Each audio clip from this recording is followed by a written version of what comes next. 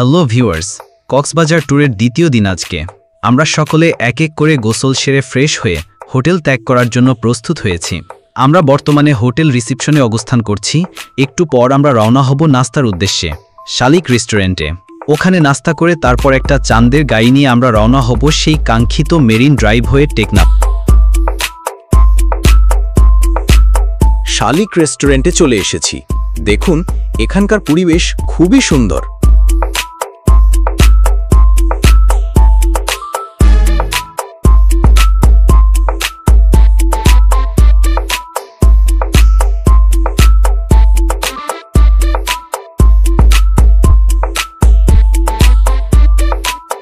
নাস্তা শেষে আমরা এখন রওনা হয়েছি কাঙ্ক্ষিত সেই মেরিন ড্রাইভ হয়ে টেকনাফ। তা চোখ রাখুন এবং দেখতে থাকুন, এক পাশে পাহাড় আর এক পাশে সমুদ্রের এক অপরূপ দৃশ্য। মেরিন ড্রাইভ রোড বর্তমানে কক্সবাজার ভ্রমণের সবচেয়ে আকর্ষণীয় বিষয় হল পৃথিবীর দীর্ঘতম মেরিন ড্রাইভ রোড। ৮০ কিলোমিটার দীর্ঘ এই রোড কক্সবাজারের কলাতলি থেকে শুরু হয়ে টেকনাফ পর্যন্ত বিস্তৃত। মেরিন ড্রাইভ রোডের একদিকে রয়েছে উত্তাল সমুদ্র সৈকত আর অন্যদিকে রয়েছে সবুজে ঢাকা ছোট বড় পাহাড়, আবার কোথাও কোথাও পাহাড়ের গা বেয়ে ঝর্ণার ধারার দেখা মিলে। মেরিন ড্রাইভ রোড দিয়ে যেতে যেতে বিস্তৃত সাগরের সমস্ত সৌন্দর্য আহরণ ও জেলেদের সাগরে মাছ ধরার দৃশ্য উপভোগ করা যায়। সেই সাথে সমুদ্র সৈকতে দেখা মিলবে টেকনাফ গর্জন ফরেস্ট খ্যাত চিরহরিৎ বন। কক্সবাজারের থেকে খোলা জিপ, মাইক্রোবাস, সিএনজি কিংবা অটোরিকশায় মেরিন ড্রাইভ রোড দিয়ে হিমছড়ি ও ইনানি সমুদ্র সৈকত যাওয়া যায়।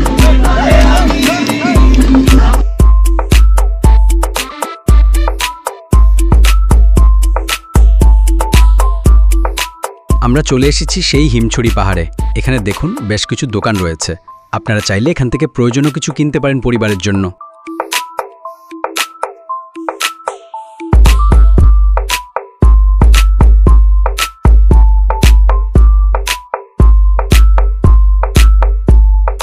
এটা টিকিট কাউন্টার। এখান থেকে টিকিট কেটে তারপর পাহাড়ে উঠতে হয়। তো চলুন এবার একটু হিল ট্র্যাক করি।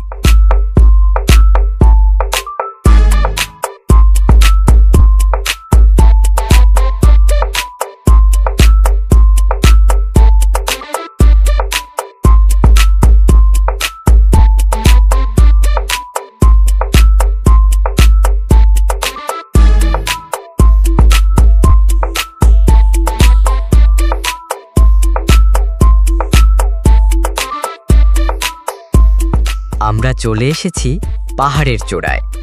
এখান থেকে সমুদ্রের ভিউ খুবই সুন্দর। বিশেষ করে যখন সূর্যমামা অস্ত যায় তখনকার দৃশ্য আরও সুন্দর। দেখুন পাহাড় থেকে নিচের রাস্তা কত ছোট মনে হয়। এটা সেই মেরিন ড্রাইভের রাস্তা।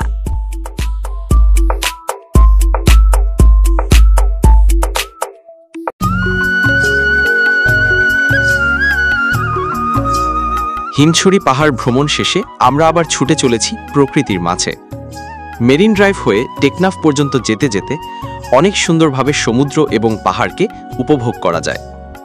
কিছুক্ষণ পর দেখা মিলবে সেই বিখ্যাত পাটুয়াটেক পাথররানী বিচ। সেখানকার পরিবেশও খুবই সুন্দর।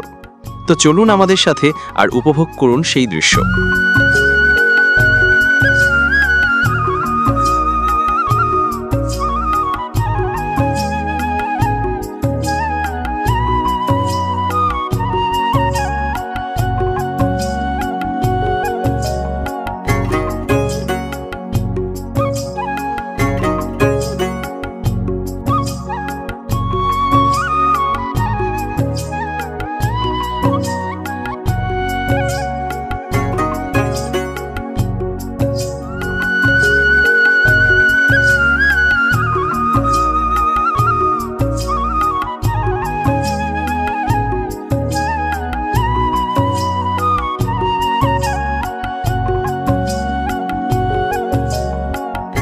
আমরা এখন অবস্থান করছি পাটুয়াটেক পাথররানী সি বিচে। কক্সবাজার টেকনাফ মেরিন ড্রাইভ সড়ক ধরে এগোতে থাকলে পথিমধ্যে দেখা মিলবে নান্দনিক পাটুয়াটেক সি বিচ সমুদ্র সৈকতের। মেরিন ড্রাইভ সড়কের একপাশে পাথুরে গাঁথা বিশাল সমুদ্র আর অন্য পাশে বলাই জুড়ে পাহাড়ের বিস্তৃতি। পাটুয়াটেক সমুদ্র সৈকত আর রাতে সেখানকার বালিতে আছড়ে পড়া ঢেউ দেখলে মনে হবে যেন ছড়িয়ে আছে অসংখ্য রত্ন। বর্ষায় পাহাড় অরণ্যের এ রূপ সবচেয়ে বেশি আকর্ষণীয় থাকে। বাতাসে অধিক পরিমাণে জলীয় বাষ্প জমলে তার সাথে ব্যাকটেরিয়ার বিক্রিয়ায় সৃষ্টি হয় উজ্জ্বল আলোর।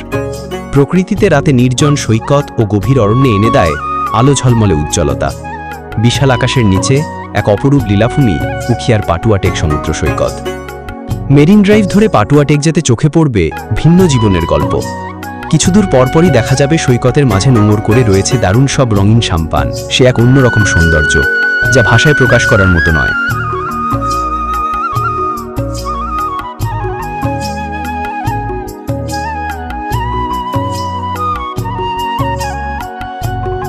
দেখুন, বাম পাশে পাহাড় আর ডান পাশে সাগর। আজকে আকাশটা মেঘলা এবং বৃষ্টি হওয়ার কারণে আমরা খুব চমৎকার ভিউ পেয়েছি। ওই দেখুন, পাহাড়ের সাথে মেঘ যেন সংঘর্ষ হয়ে বৃষ্টিপাত হচ্ছে, এমনটাই মনে হচ্ছে। এ যেন সাজেকের ফিল পাচ্ছি আমরা।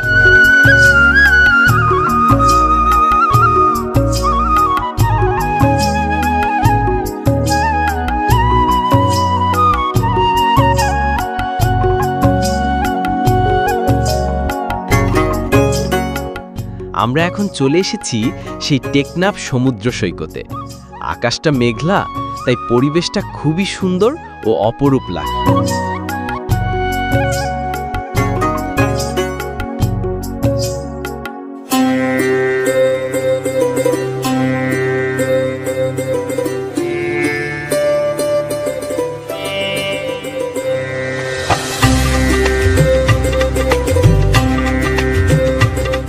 অবশেষে সেই দীর্ঘ ৮০ কিলোমিটার রাস্তা পাড়ি দিয়ে এসে পৌঁছেছি সাবরাং জিরো পয়েন্ট। এখান থেকে এখন আবার রওনা হব সাউদার্ন পয়েন্ট, বাংলাদেশের শেষ সীমানা শাহপরীর দ্বীপ।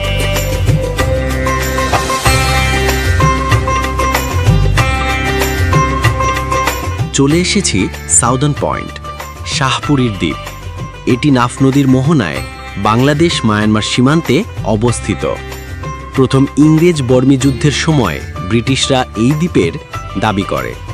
শাহপুরীর দ্বীপ টেকনাফের সর্বদক্ষিণে ভূভাগের খুবই নিকটবর্তী একটি দ্বীপ, যা টেকনাফ উপজেলার সাবরাং ইউনিয়নে অবস্থিত এবং টেকনাফ উপজেলার উপদ্বীপ পর্যন্ত বিস্তৃত। শাহপুরীর দ্বীপের বাম পাশে নাফ নদী বয়ে গেছে, যা বাংলাদেশকে মায়ানমার থেকে বিভাজন করেছে। প্রচণ্ড বৃষ্টি থাকার কারণে ভালোভাবে ভিডিও করা সম্ভব হয়নি। আমরা এখন সাউদার্ন পয়েন্ট থেকে চলে যাচ্ছি টেকনাফ শহরের দিকে। ওখানে গিয়ে প্রথমে আমাদের কাউন্টার খুঁজে বের করতে হবে, তারপর খাবার খেয়ে গাড়িতে উঠতে হবে। এর মধ্যে আমি আপনাদেরকে এখানকার মাছের বাজার ঘুরে দেখানোর চেষ্টা করবে। এখানে সব টাটকা নাফ নদীর মাছ পাওয়া যায়। আপনারা চাইলে এখান থেকে কিনে বাসায় নিয়ে যেতে পারবেন।